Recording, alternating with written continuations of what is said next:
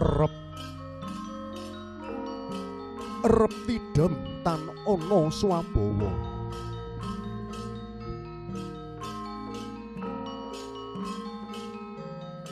Ingkang kapireng hamung jumlenggunging embaning gongso kodhok oreng.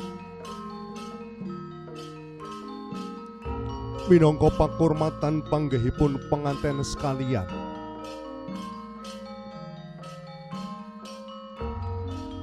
sampun kepareng jengkara saking palenggani nenggo. Penganten putri daya-daya tumuju wonten ing papan ingkang sampun piniji. Wonten ing papan piniji sampun samapta abon-aboning upacara. Ketingal kambang-kambang Tri puspa arane Tri telu puspa kembang-kembang telu cacahe.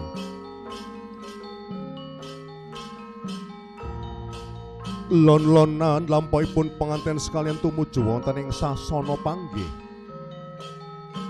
Penganten sekalian tumulya pagutingal tempu ing pandulu catur netra linambaran budi luhur. Sakala wonten daya paribawa ingkang tumanduk wonten ing penganten sarimbit. Kawis tinggal penganten kakung kumlawi hastanipun hambalang gantal tumuju wonten ing jaja. Tumuli gumanti penganten putri hambalang gantal tumuju wonten ing jengku ingkang mengku pasemon. Bektinipun penganten putri mring guru rabi.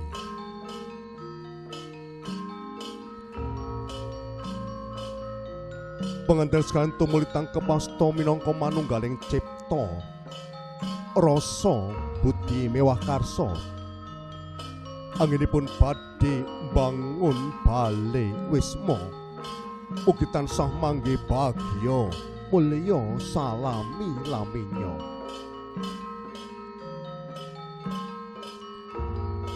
Kawis tinggal penganten kakung Hamidah Tigan. Hamidah Tigan ingkang tinidyan kalian dramaanipun ingkang winastan Hamidah Wijidadi. Menika panyuwunan dumateng Gusti ingkang murbeng dumadi. Mugi penganten sekalian anggenipun badhe hanggebyur wonten samudraning bebrayan agung enggal pinaringan putra ingkang migunani dumateng tiyang sepuh nusa lan bangsa. Ingkang salajengipun penganten putri Hamiji sukunipun penganten kakung menika tandha bekti penganten putri dumateng kakungipun.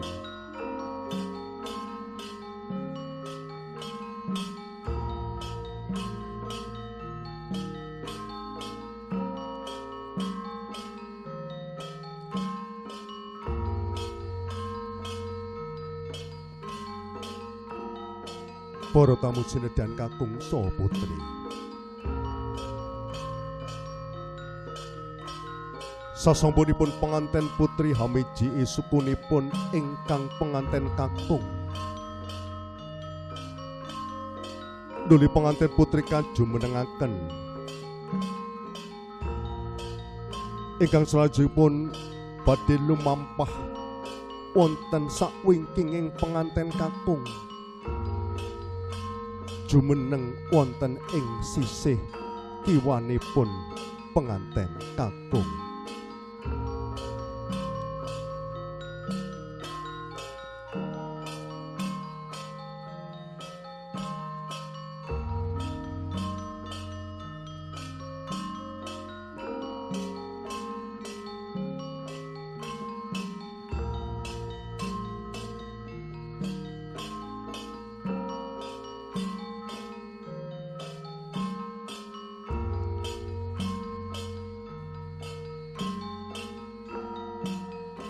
Ingkang salajengipun penganten putri jumeneng wonten ing sisih kiwanipun penganten kakung menika mengku pasemon bilih penganten putri tansah nengenaken ingkang kakungipun. Ingkang salajengipun panganten sekalian badhe kasingepan slindur dening Rama saha ibunipun.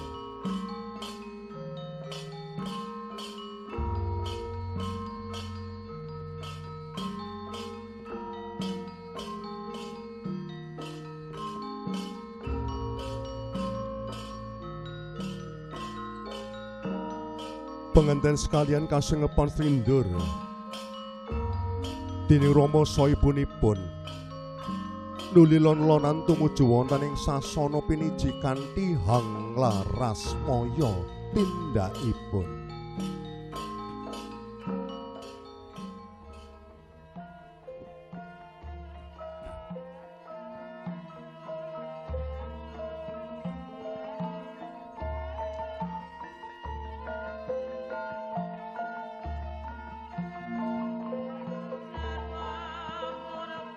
Penganten sekalian sampun kasingepan slindur ingkang awarna abang lan putih.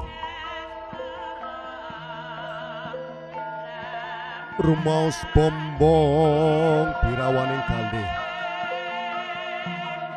Bopo Hasan Mursiantos lan Ibu Nuning Rahayu. Kuningan ingkang putra tansah gegandengan astotan bisa ginggang sarambut paribasane. Kanthi lila legawa Bopo Hasan Mursiantos lan Ibu Nuning Rahayu tansah nyenyuwun dumateng Gusti ingkang Maha Linangkung. Ugi penganten sekalian tansah manggih rahayu wilujeng tumekeng ing wuri.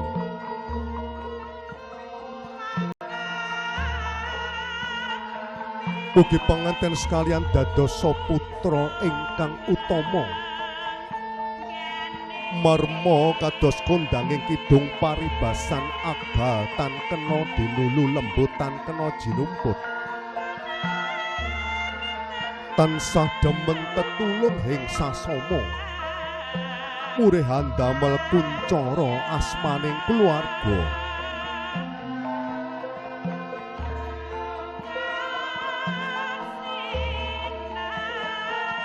Mugi dawuhipun penganten sekalian dadosa sarana rumambating kautaman satemah mahanani bagya mulya jumbuh idam-idamamipun Rama saha Ibu minggahing para keluarganipun.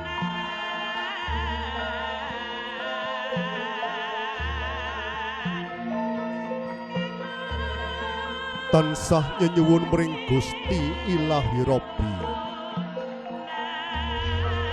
Ugi bebrayanira tansah lumastari ngantos kaki-kaki lan nini-nini. Datan ana kang bisa misahake kajaba pestine Gusti kang Maha Suci. Wus katingal socaket tumuju ing unggihan ingkang sampun piniji. Daya lenggah kanthi hanggana raras mangkono ta sigeking rumpaka.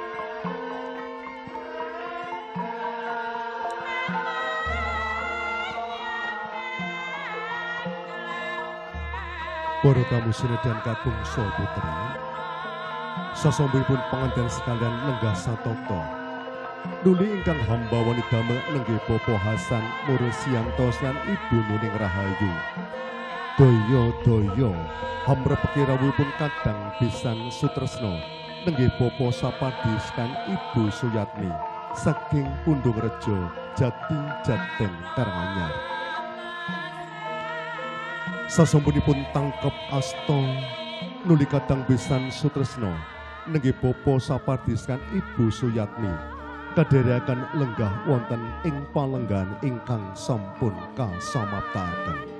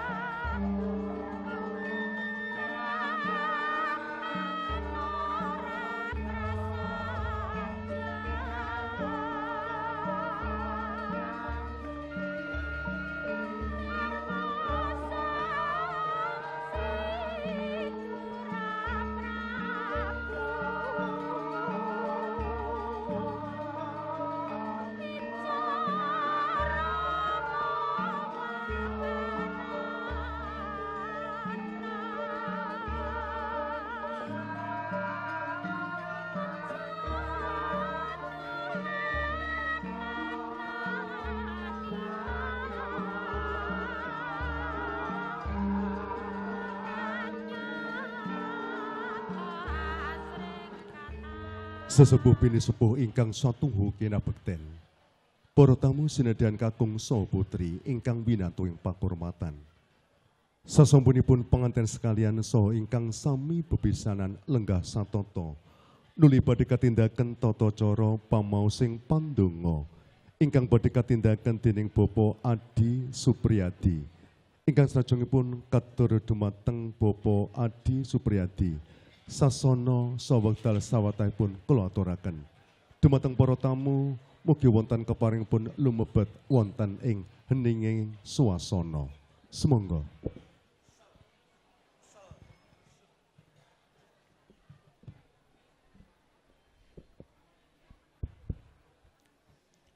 Assalamualaikum warahmatullahi wabarakatuh.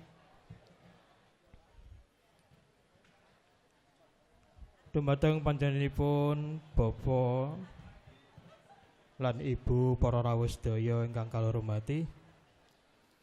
Kasuwun sedaya nderekaken anggenipun kula badhe maosaken doa mugi-mugi menapa ikan kita suwun wonten ngarsanipun Allah Subhanahu wa taala dipun ijabah dening Allah Subhanahu wa taala.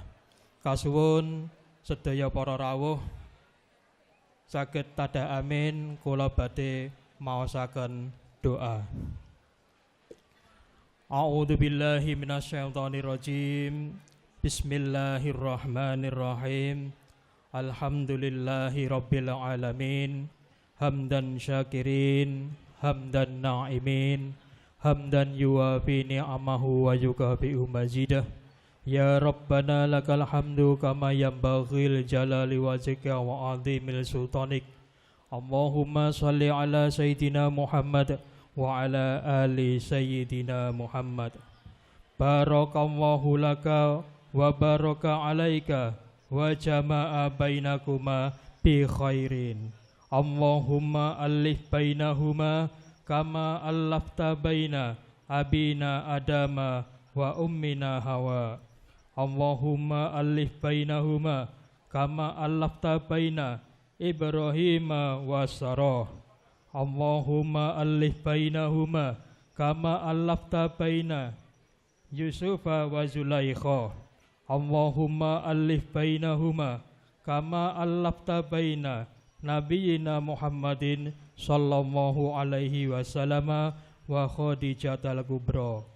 Allahumma alif bainahuma kama allafta bainal ma'i wasalji. Allahumma rzuqna min ladunka dzurriatan thayyibatan innaka sami'ud du'a. Allahumma rzuqhuma halalan thayyiban mubarakan lil ibadah. Semoga Allah memberkahi kamu ketika kamu mendapat nikmat, dan semoga Allah memberkahi kamu ketika kamu mendapat cobaan atau ujian, dan semoga Allah mengumpulkan kamu berdua dengan baik. Ya Allah, rukunkanlah keduanya seperti Engkau merukunkan antara bapak kami Adam dan ibu Hawa. Ya Allah, rukunkanlah keduanya seperti Engkau merukunkan Nabi Ibrahim dan Siti Sarah. Ya Allah, rukunkanlah keduanya seperti Engkau merukunkan Nabi Yusuf dan Siti Zulaikha. Ya Allah, rukunkanlah keduanya seperti Engkau merukunkan Nabi kita Muhammad sallallahu alaihi wasallam dan Khadijah al-Kubra. Ya Allah, rukunkanlah keduanya seperti Engkau merukunkan antara air dan es. Ya Allah, berilah keduanya dari sisimu keturunan yang baik. Sesungguhnya Engkau Tuhan yang mendengarkan doa. Ya Allah, berilah keduanya rezeki yang halal, baik dan barokah untuk ibadah. Rabbana atina fid dunya hasanah wa fil akhirati hasanah wa qina adzabannar. Wa sallallahu ala sayyidina Muhammadin wa ala alihi wa sahbihi wasallam. Subhana rabbika rabbil izzati amma yasifun. Wassalamun alal mursalin walhamdulillahi rabbil alamin. Al-Fatihah. A'udzubillahi minasyaitonir rajim. Bismillahirrahmanirrahim. Alhamdulillahi rabbil alamin arrahmanir rahim maliki yaumiddin. Iyyaka na'budu wa iyyaka nasta'in. Ihdinas siratal mustaqim. Siratal ladzina an'amta 'alaihim ghairil maghdubi 'alaihim waladdallin. Amin.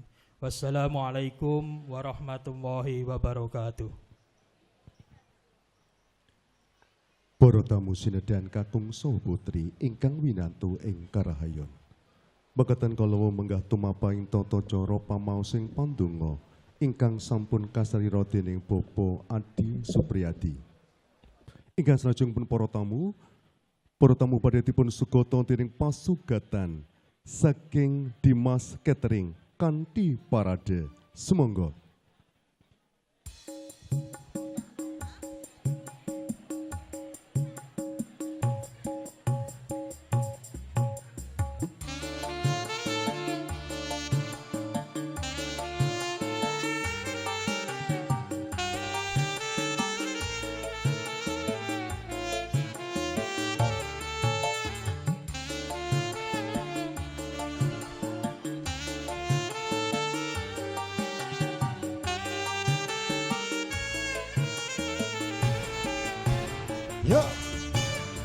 Neng kutha Solo, muda lan mudi, neng taman Juruk, ing pinggir Bengawan Solo. Muda lan mudi, awan lan bengi, do suka-suka nanging aja ngiket janji.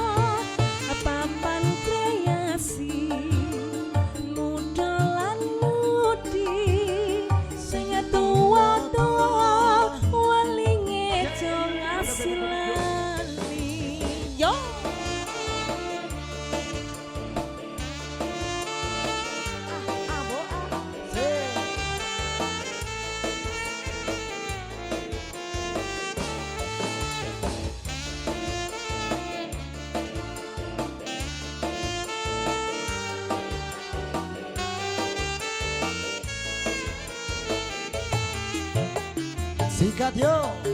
Neng kutha Solo, muda lan mudi, neng taman Juruk,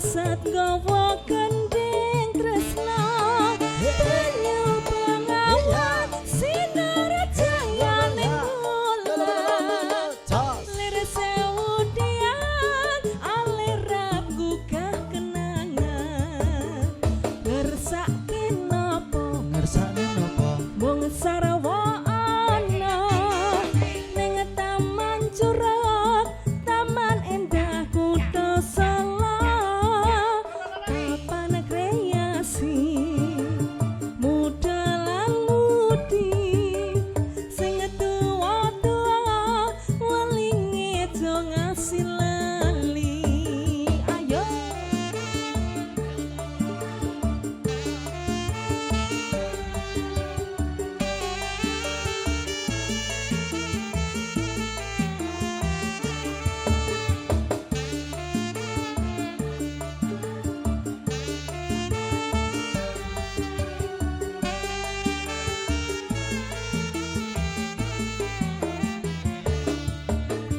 cahyaning bulan rajang pucuk ing cemara ya angin kang teko sasat gawa gending tresna banyu bengawan sinar jayaning bulan lir sewu dian alirap gugah kenangan ngersake napa ngersane napa mung sarwa ana ing taman curug taman endah kutha Solo papan kreasi muda lan mudi sing tuwa-tuwa welinge aja ngasih lali sing tuwa-tuwa welinge aja ngasih lali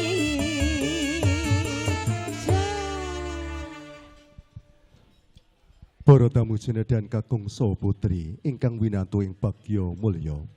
Mekaten kala menggah pasugatan saking catering Dimas kanthi parade ingkang salajengipun katur dumateng para tamu. Mugi wonten keparingipun hangrahapi pasugatan ingkang sampun kaladosaken dening para kadang pramuladi saking Dimas catering kanthi eja sekeca saha kanthi madu martikane penggalih. Ingkang salajengipun para tamu badhe katindaken tata cara adat krobongan ingkang badhe kapratitisaken dening Ulfa Jamila Mua. Lampahing tata cara punika kairing ungling gending Sri Widodo. Sumangga.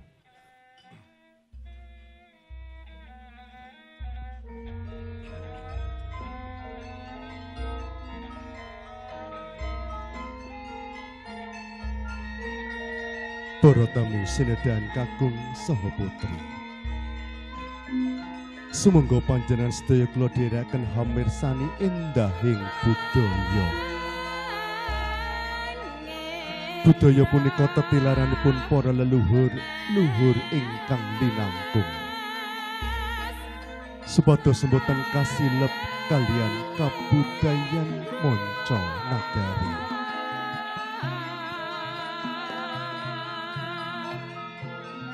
Ingkang sepisan pengantin sekalian hanidhaken tata cara adat bobot timbang.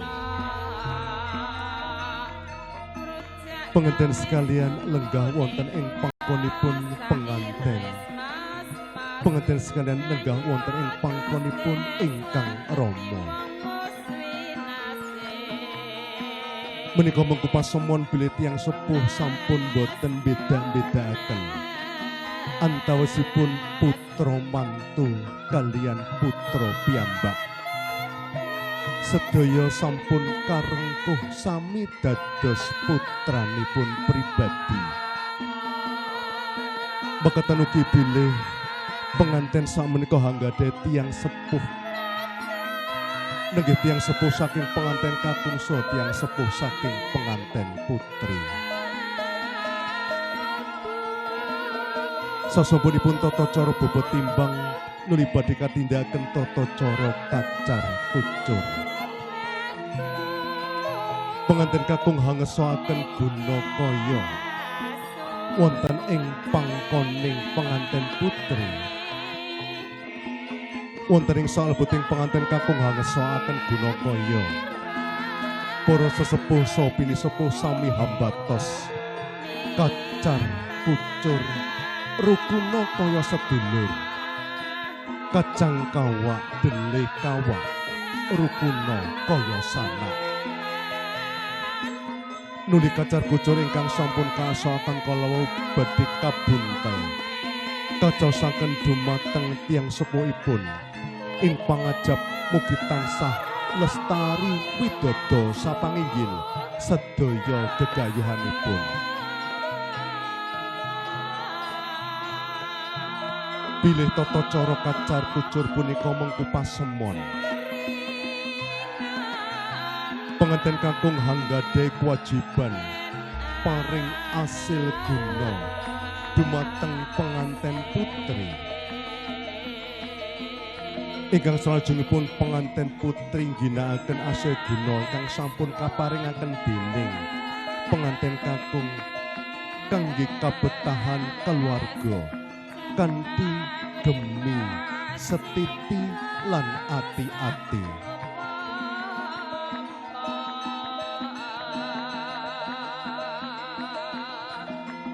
Murih hamba bal swasana tresna antawasipun penganten kakung saha penganten putri.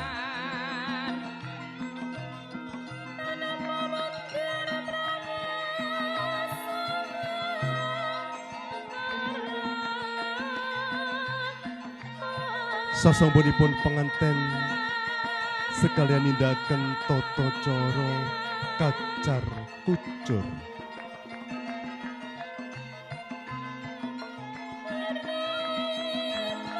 Nuli penganten sekalian badhe nindakaken tata cara dahar sekul walimah ingkang ugi winastan tata cara dulang-dulangan.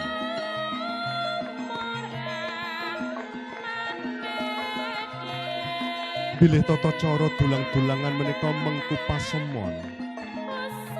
Penganten sekalian badhe lelumban wonten samudraning bebayan agung. Menika tansah mat sinamatan nunggil raos ing pangraos antawasipun penganten kakung saha penganten putri. Paribasan abot enteng seneng susah kedadipun sanggi sesarengan murihan damel keluarga ingkang sakinah mawaddah warahmah.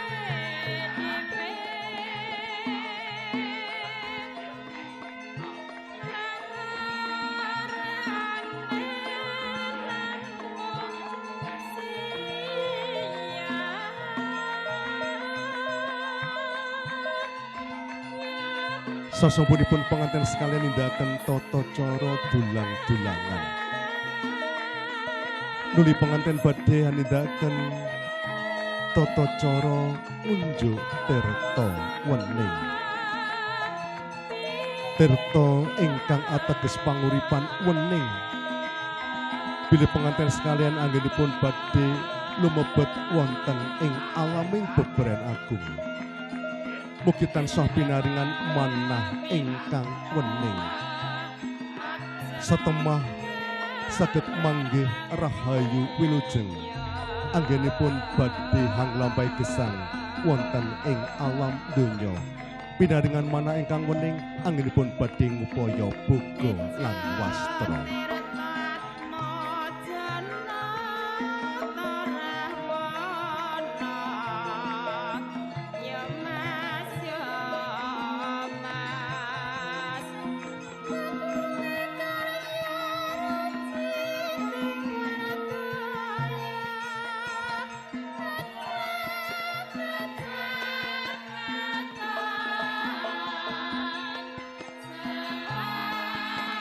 Para tamu sinedan, kakung saha putri ingkang winantu ing karahayon.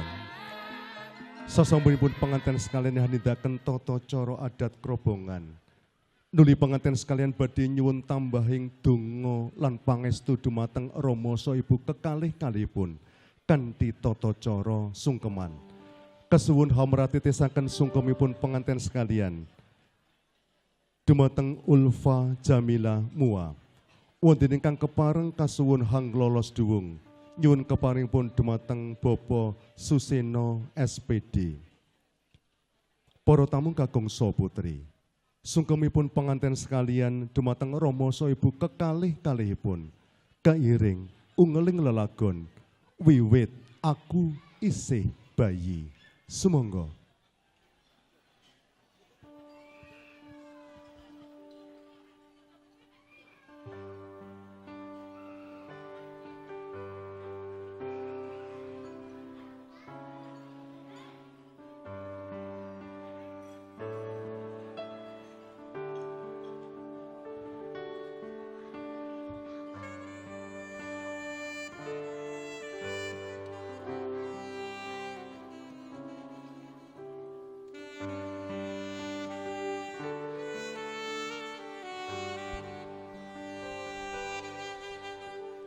Wiwit aku isih bayi, wong tuwa sing ngopeni nganti tumeka saiki lahir batin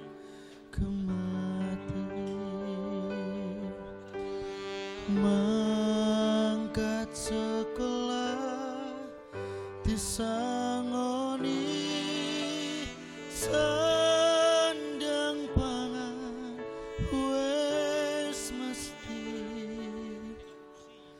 mula aku kudu ngerti bangun turut ngajeni.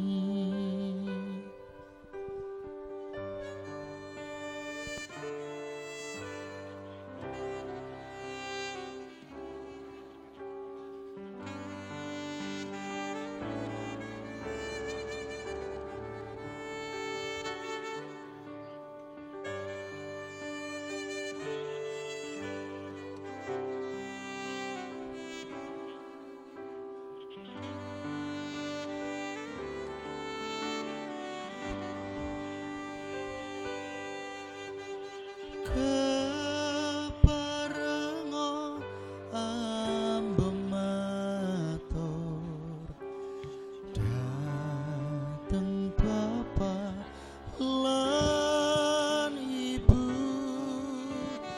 nyuwun berkah lan pangestu amrih langgeng rahayu.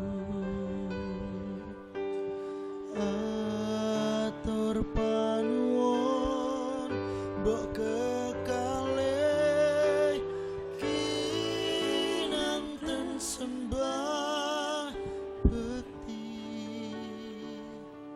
sageta nulat tresnanta kuyup rukun selamiyo.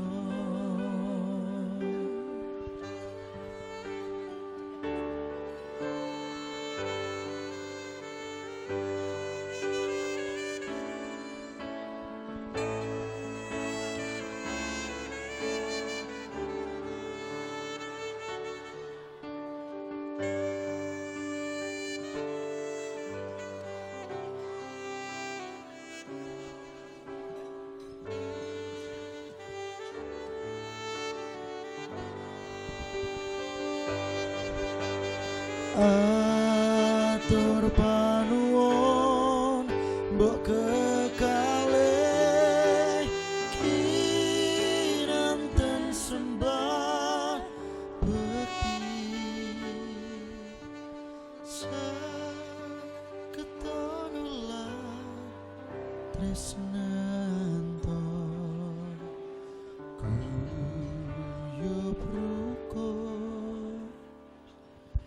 Slamio.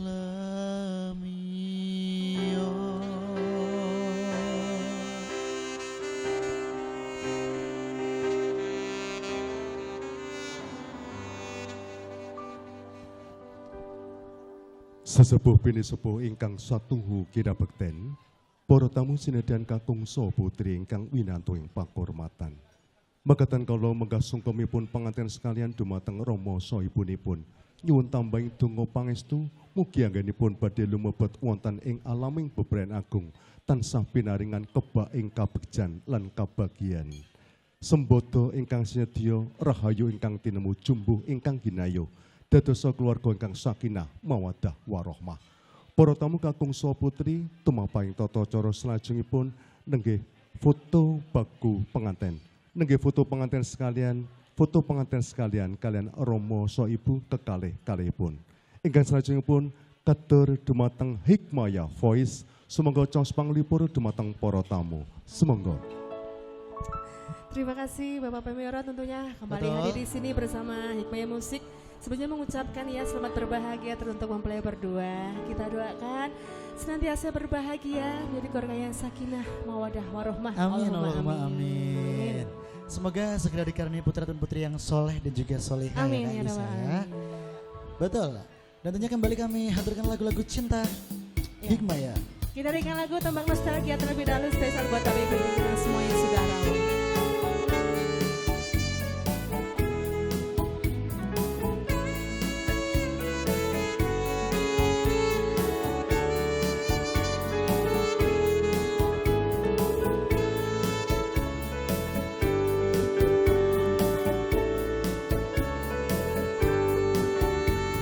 Cinta, kini kau datang jua, melanda dua insan, diriku dirimu.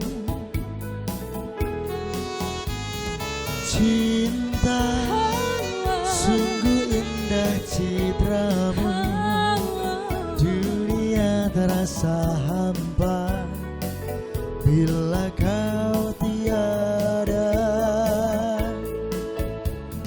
Hati-hati cinta juga bisa membawa Oh duka, duka, batas lingkaran yang selalu bisa membawa suka. demi duka yang ku sayang, demi oh kasih yang ku damba selalu sayang.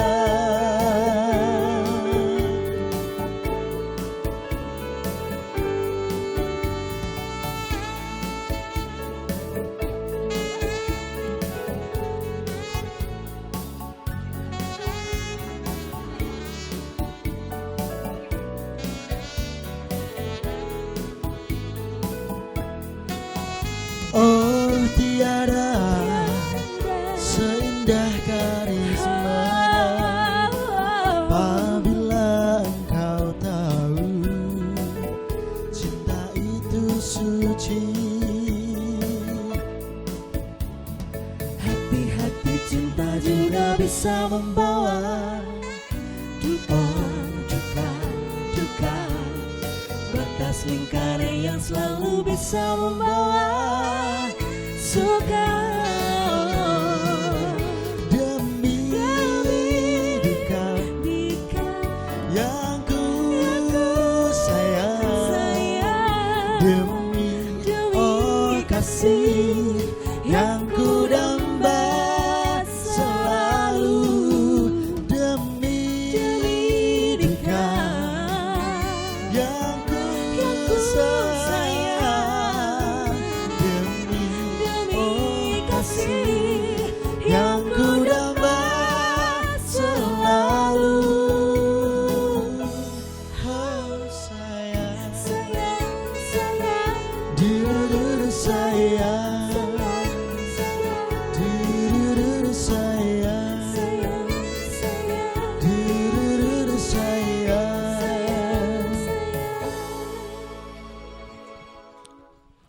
Para tamu sinedhan kakung saha putri ingkang winantu ing karahayon.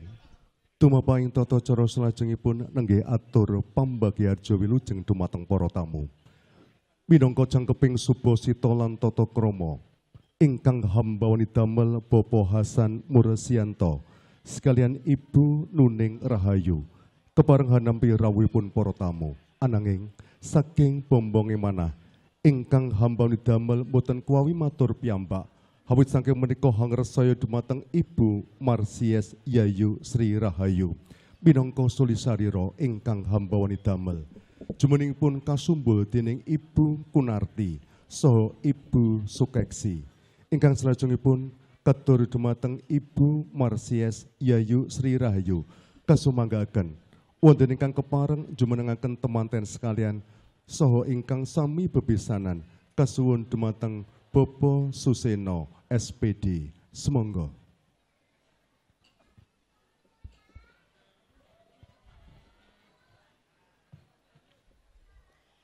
Assalamualaikum warahmatullahi wabarakatuh. Bismillahirrahmanirrahim. Alhamdulillahirabbil alamin wa bihi nasta'inu ala umri dunya waddin.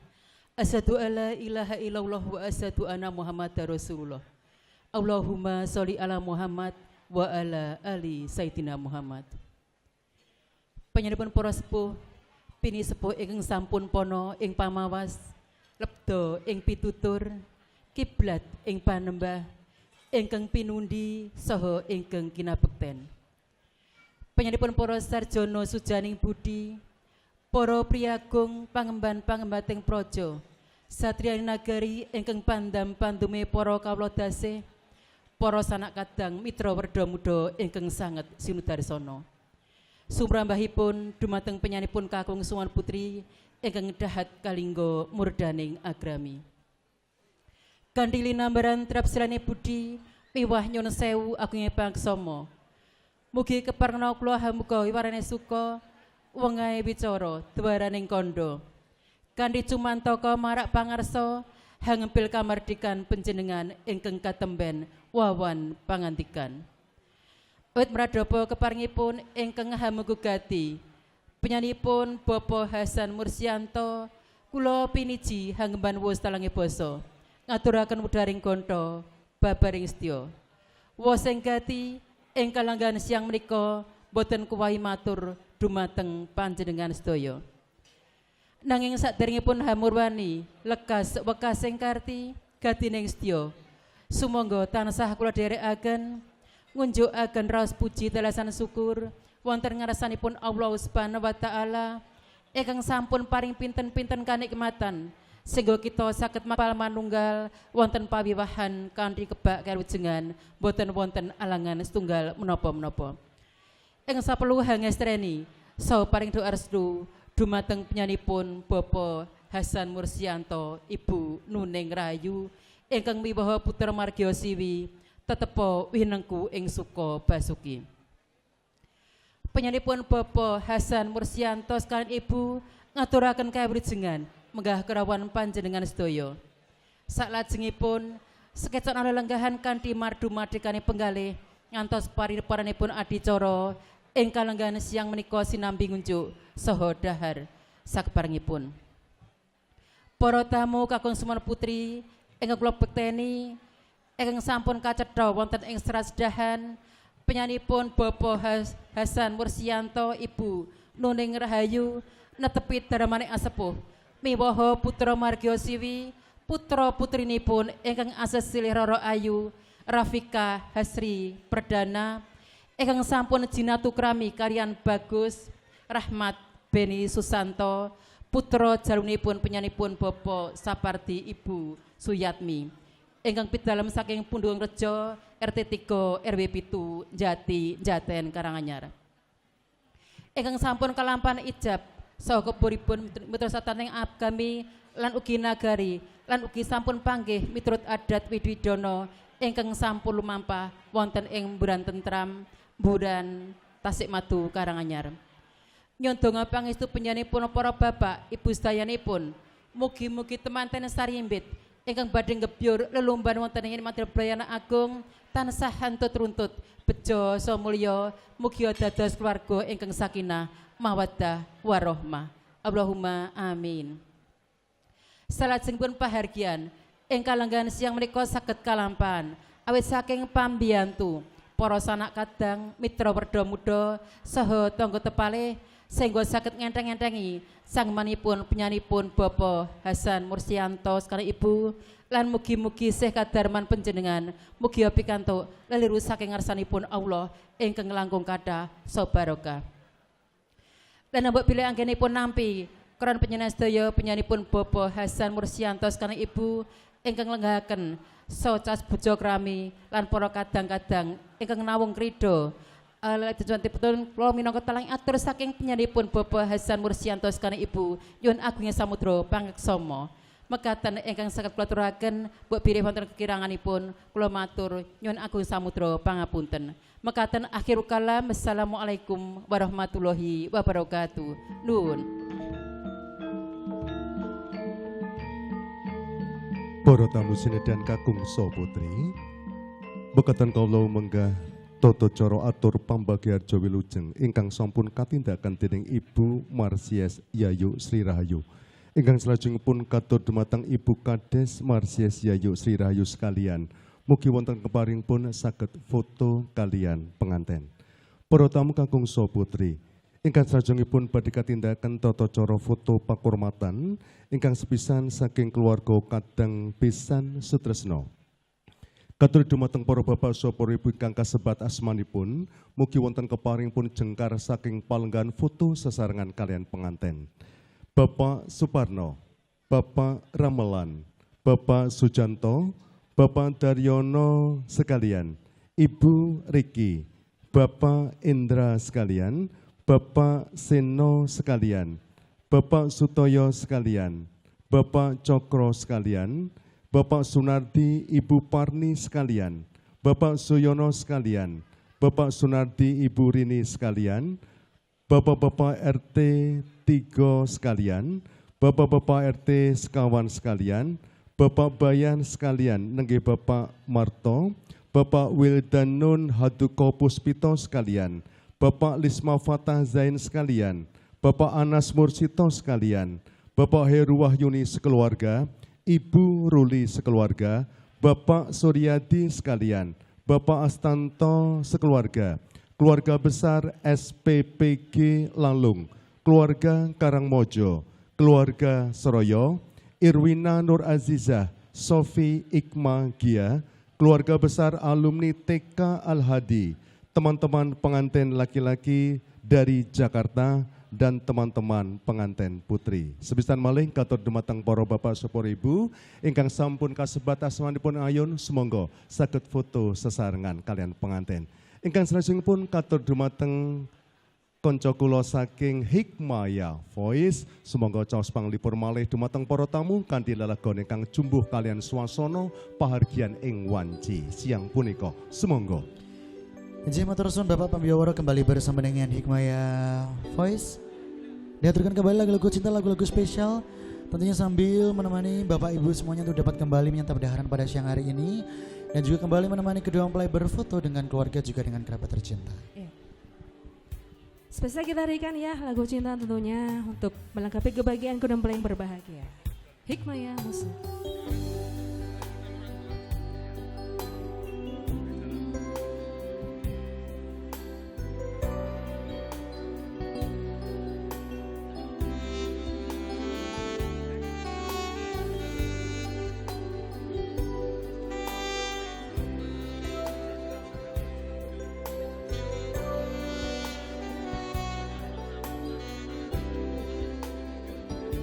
Menantimu hingga saat cintaku temukan dirimu. Usai sudah sampai di sini, berdiri melabuhkan asmara, menikah denganku. Mengapa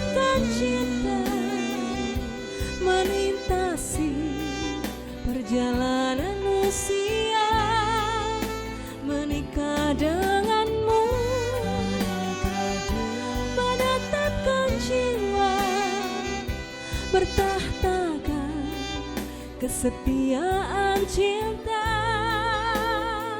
selamanya.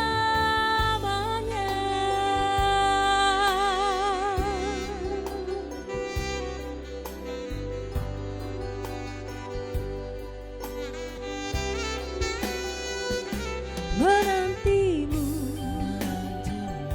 hingga saat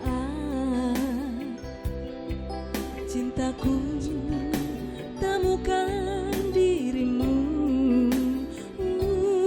Usai sudah sampai di sini, berdiri melabuhkan asmara, menikah denganku,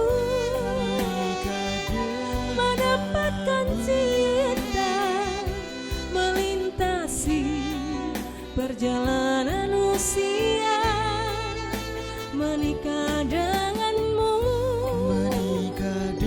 menetapkan jiwa, bertahtakan kesetiaan cinta selamanya.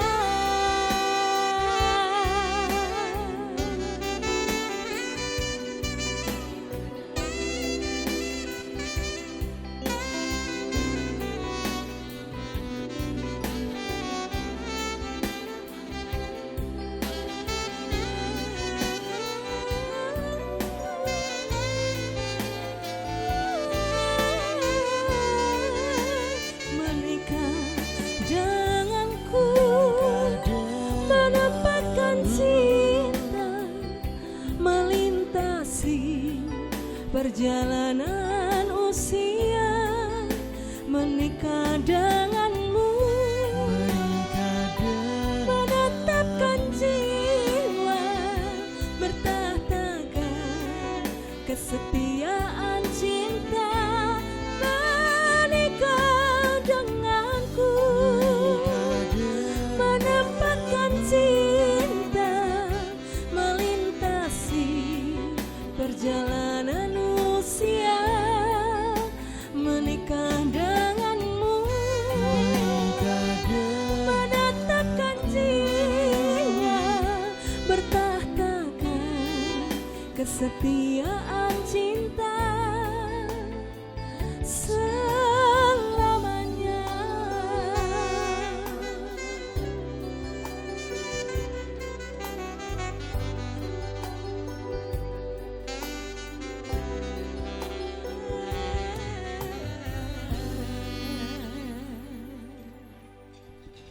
Menikahimu hadir bersama dengan Hikmaya Voice.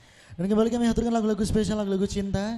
Kembali kami persilahkan Bapak Ibu semuanya, keluarga yang sudah dipersilahkan berfoto untuk dapat memberikan momen spesial bersama dengan kedua mempelai. Tentunya di saat yang berbahagia ini kita haturkan kembali lagu yang berbahagia juga, hadir bersama dengan Hikmaya.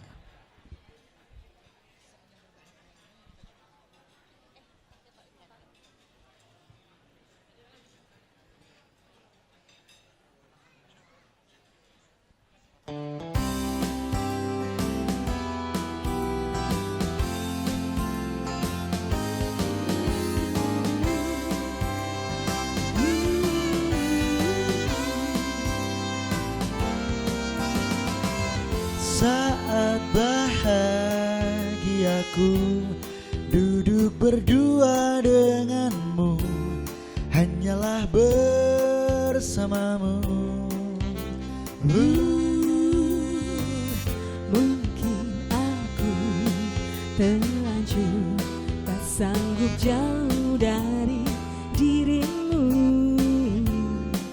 Ku ingin engkau selalu Untuk jadi milikku, ku ingin engkau mampu, ku ingin engkau selalu bisa temani diriku sampai akhir hayatmu. Meskipun itu hanya terucap dari mulutmu, dari dirimu yang terlanjur mampu bahagiakan aku hingga ujung waktuku. Selalu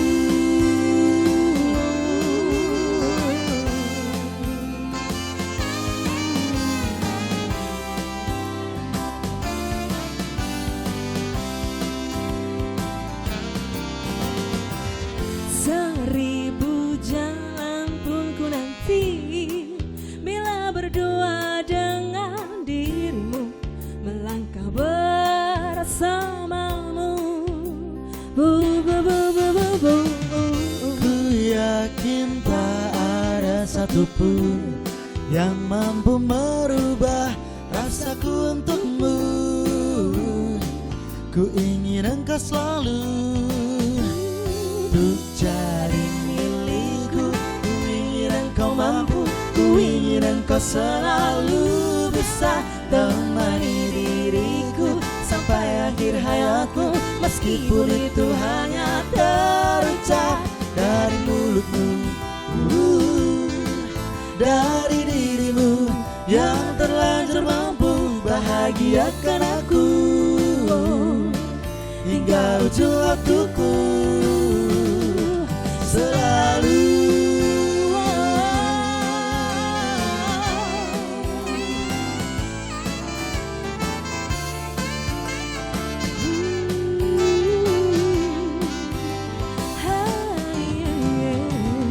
Mungkin aku terlanjur tak sanggup jauh dari dirimu. Ku ingin engkau selalu menjadi milikku.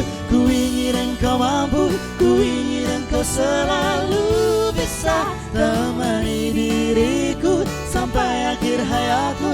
Meskipun itu hanya terucap dari mulutmu, dari dirimu yang terlanjur mampu bahagiakan aku hingga ujung waktuku selalu.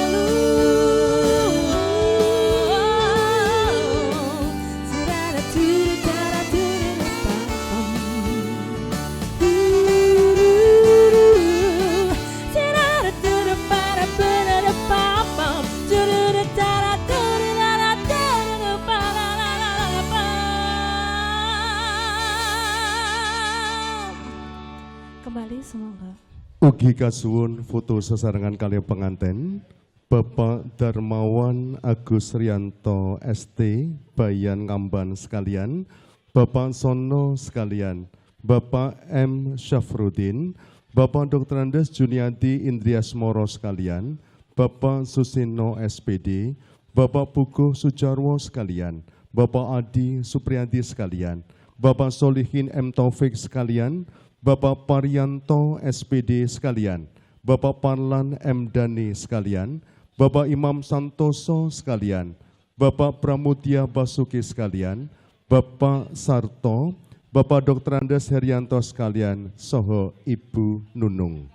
Ingkang salajengipun sumangga katur dumateng kanca-kanca saking Hikmaya Voice, caos panglipur malih. Matur nuwun. Baik, terima kasih Bapak kembali hadir bersama dengan Hikmaya ya. Iya betul. Dan Kelisa sebelumnya nanti setelah satu lagu ini akan ada hadir dari keluarga, tapi setelah satu lagu special request dulu Baik, kita haturkan dulu ya. Jadi mohon bersiap-siap ya. Betul. Tentunya setelah satu lagu ini kita hadirkan bersama Hikmaya Musik.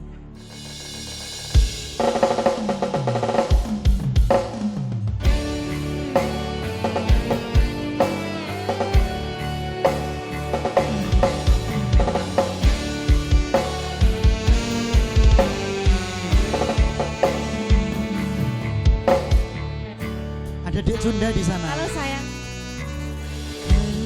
Kabupaten tenang duwe omah sing ora bersih. Kepak katresnan, kepak kasih lan sayang.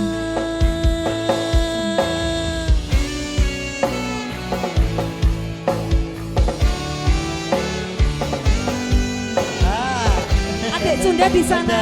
Apa kabar?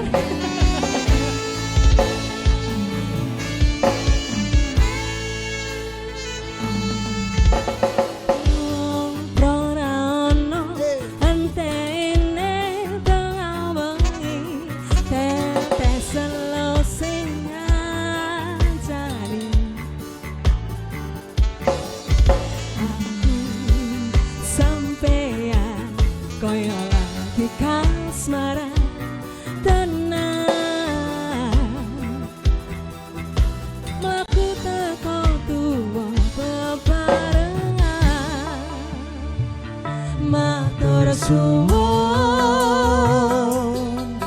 wis ngancani aku selama iki wis iso saling nguat-nguatke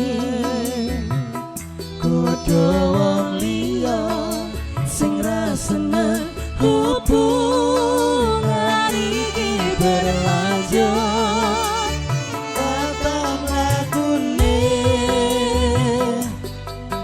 ning jaba banter tenan aine saya dewasa ngenteni badai terang nanging sinau nari ning tengah udan. Mbaknya bisa nyanyi ya bisa. Monggo Bapak Ibu yang mau nyanyi boleh ya. Boleh.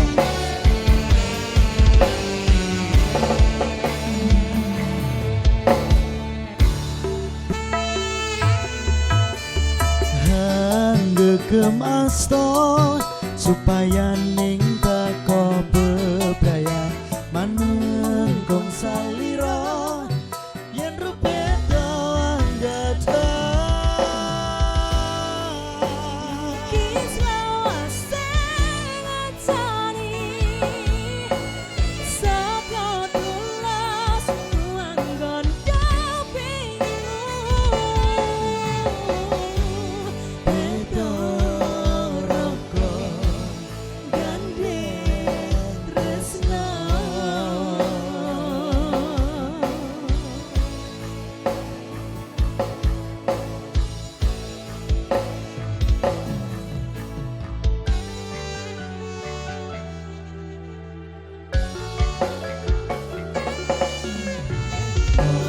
Kaya ono ante ini ngadang awangi tetes embon sing ngancani aku sampean kaya lagi kasmaran tenang melaku teko tua bebarengan ayo tersuwun wis ngancani aku selama iki wis iso saling nguat-nguatke kudu wong limo sing rasane hubungan iki berlanjut tantang lakune ning jaba banter tenan angine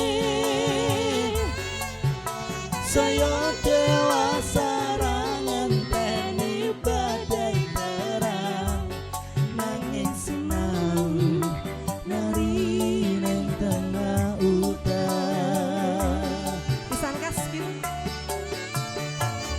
matur suwun wis ngancani aku selama iki wis iso saling nguat-nguatke kudu wong liya sing rasane hubungan iki berlanjut tatap lakune ning jaba banter tenan aine saya dewasa ngenteni badai terang nanging sinau nari ning tengah udan beda raga gandeng tresna.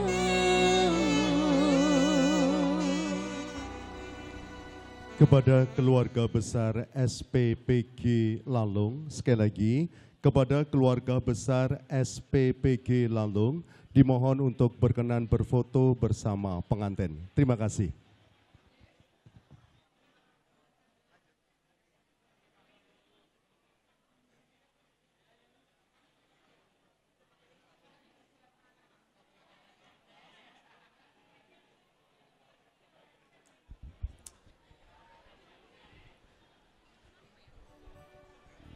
Baik, kami aturkan lagu-lagu spesial kembali. Ada Bapak Heri, Kak Elisa.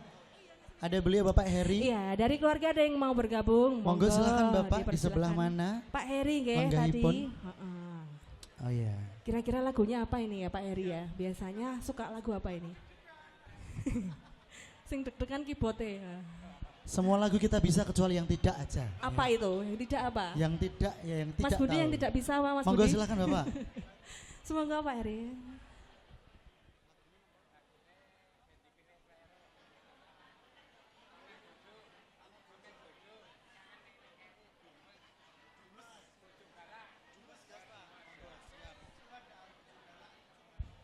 Ternyata Pak Heri lagunya banyak loh. Nah. Monggo lihat di kamera, ya. lambaikan tangan.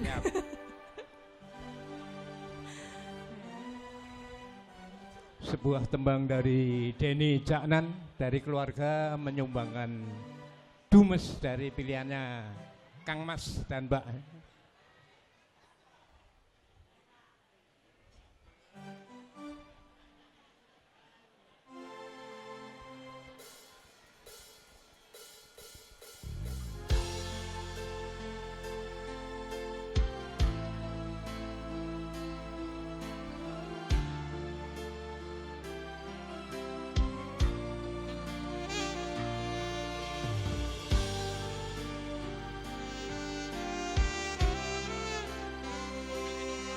Minta perhatian kepada pemilik mobil Innova AA1892WH di depan Mixu dimohon untuk menggeser. Sekali lagi, pemilik mobil Innova AA1892WH di depan Mixu dimohon untuk menggeser mobilnya. Terima kasih.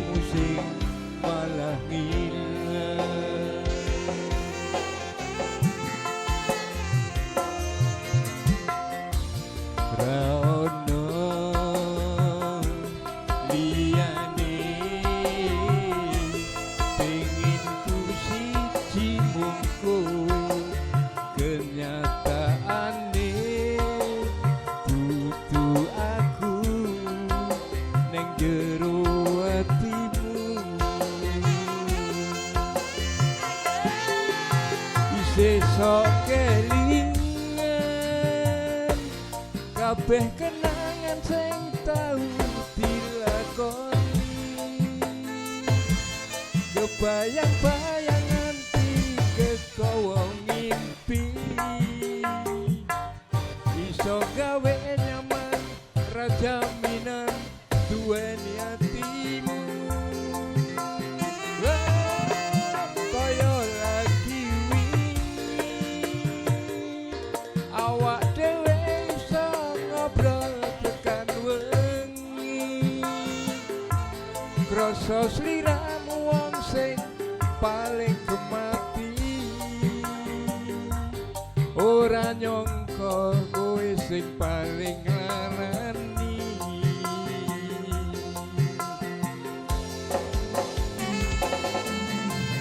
Hey, hendak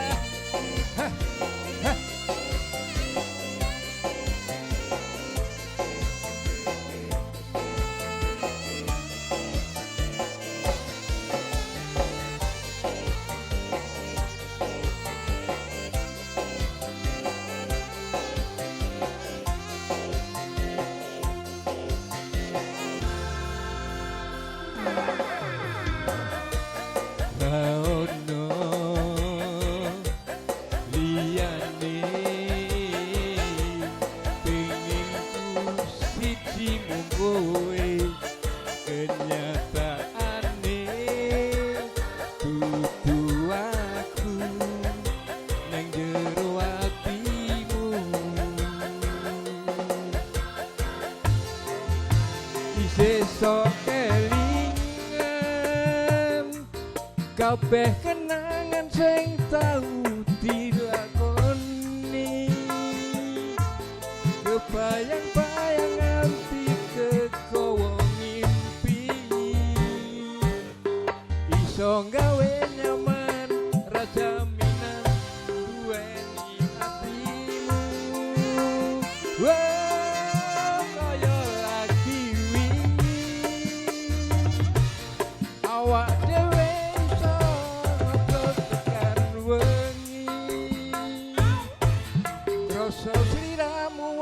sing paling gemati. Ora nyangka kowe sing paling larani. Bisa kelingan kabeh kenangan sing tau dilakoni. Kebayang-bayang nganti kekowo ngimpi.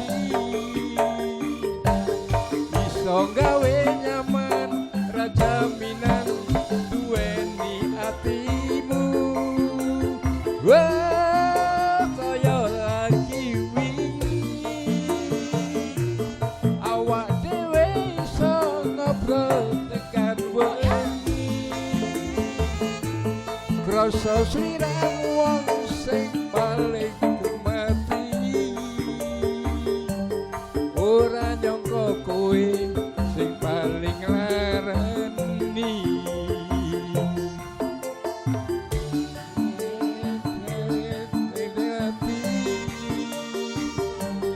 Ora nyangka kowe sing paling larani. Matur nuwun. Matur suwun luar biasa Pak Heri, terima kasih.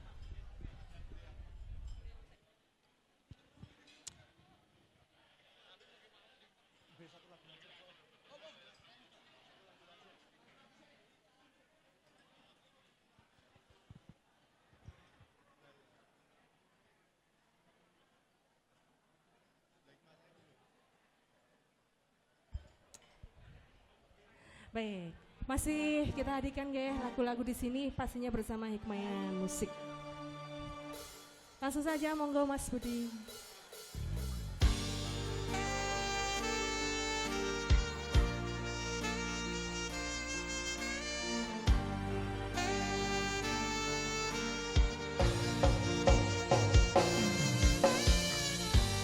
Padang rasane hati kan nendang sengit tenian hanyawa aku kowe lapuh katresna. Mas wong ayu tak jaluk ojo seleh katresna pancene tresno kuwi akeh tak coba.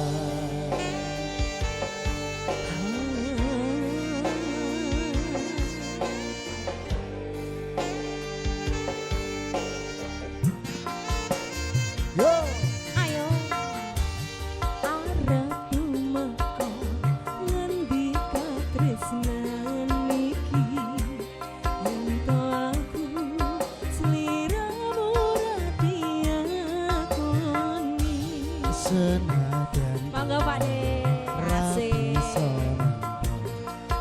bakal tak joko yen durung kapisa mringkang kuwasa. Alas kowe sing tak sayang ra lilo aku kudu kelangan. Nimas musti kaning ati dongaku siji tresno iki abadi. Dewa-dewa ning asmara kuatno ati kawula. Anggelan kula labuh tresno datan kendhat saking jaba parewangi tak pateni. Ayo Bu, irit tresno kang suci kasunyatan yen to aku sliramu isih nyawiji. Goyang Bunda.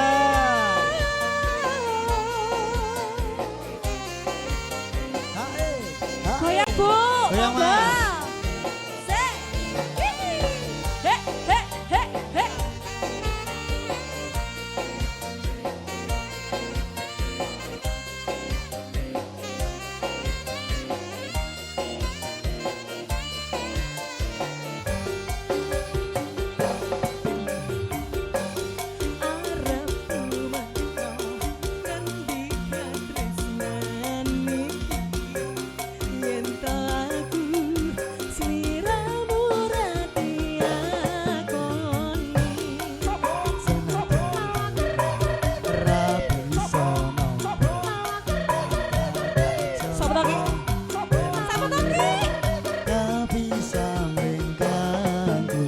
isor.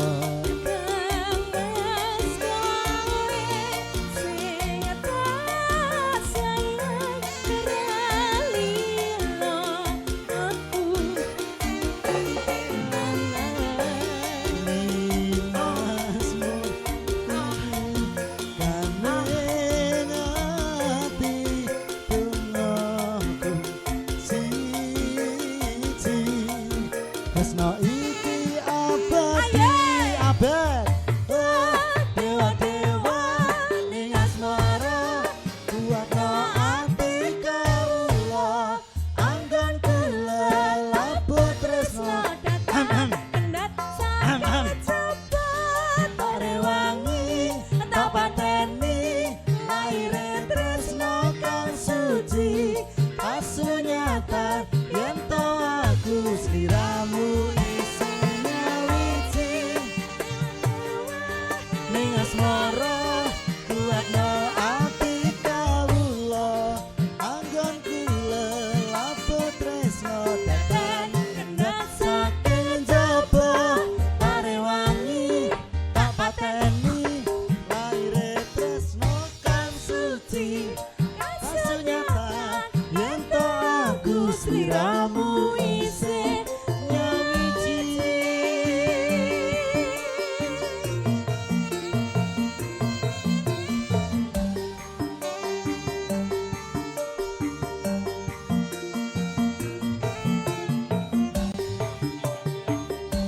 Dadah.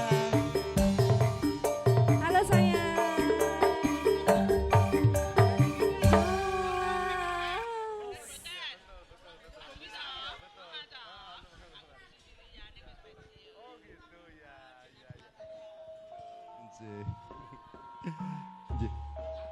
Sagunging para sesepuh bini sepuh ingkang setuhu kinabekten, para tamu kakung sabutri ingkang winantu ing pakurmatan. Kawistara sampun wonten sasmita bilih para kadang pramulati anggenipun caos pasugatan sampun waradin lan warata.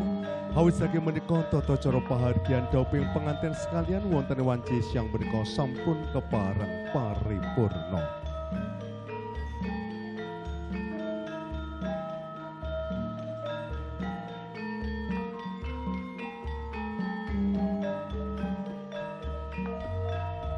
Para tamu sinedan kakung sabutri, setunggal boko setunggal lumadining tata cara pahargyan wonten ing wanci siang punika sampun kalampahan kanthi menggih rahayu wilujeng.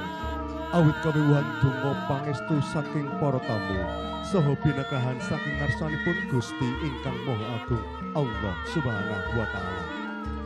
Lampahing tata cara pahargyan ing wanci siang punika sinengkuyung dening Ulfa Jamila Mua, RV SD Photographer, Erpo Production Video Shooting, Yutaka Decoration, Dimas Catering, Hikmaya Musik, Taman Sari Sound System, saha Moments by Half Wedding Content Creator.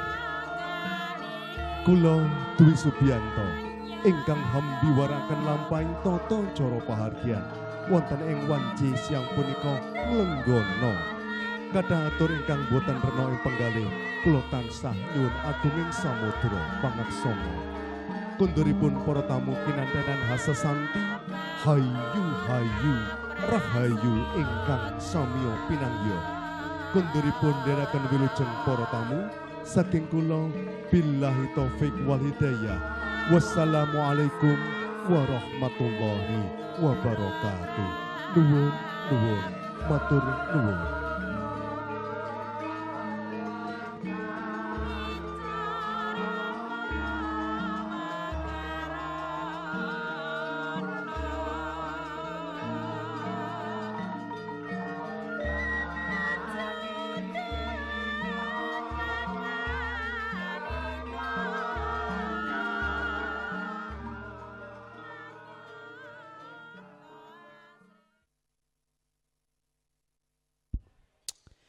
Baik, kami ucapkan terima kasih atas kehadiran Bapak Ibu keluarga yang sudah hadir, yang beranjak Iya. pergi semoga selamat sampai tujuan. Amin. Dan salam untuk keluarga tercinta ya.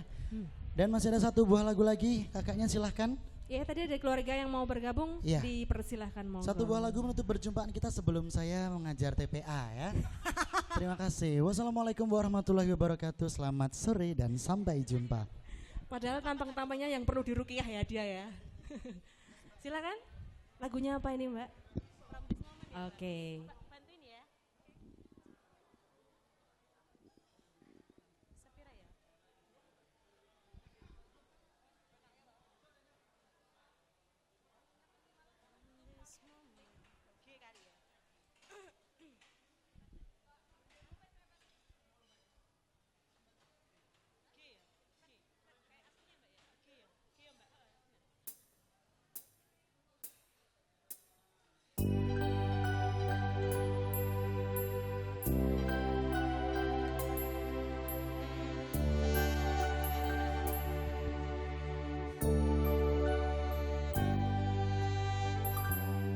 From this moment, life has begun. From this moment, you are the one. Right beside you is where I belong. From this moment, from this moment, I have been blessed. Hallelujah for your happy days and for your love and where I belong. From this moment Kepada Bapak Ibu among tamu, sekali lagi kepada Bapak Ibu among tamu dimohon untuk berkenan berfoto bersama pengantin.